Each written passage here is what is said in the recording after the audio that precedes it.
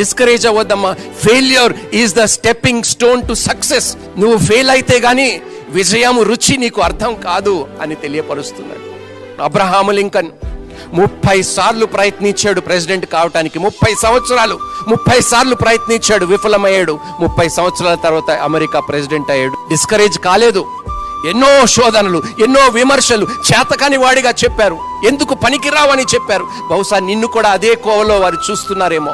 నువ్వు ఎందుకు పనికిరావు, నువ్వు ఏమి చేయలేవు, నువ్వు ఏమి సాధించలేవు అని నిన్ను విమర్శిస్తున్నారా, నిందలు మోపుతున్నారా, నిస్పృహ పడేలాగా చేస్తున్నారా? వాళ్ళ మాటలు విని నువ్వు గాయపరచబడి నువ్వు ఎందుకు బ్రతకాలని ఆలోచిస్తున్నావు? అమ్మా, దయచేసి నీ ఆలోచనలు మార్చుకోండి. అఫ్ కోర్స్ సంతోషించటానికి ఏమీ లేదు, కానీ డిస్కరేజ్ అవ్వాల్సిన కూడా అవసరం లేదు.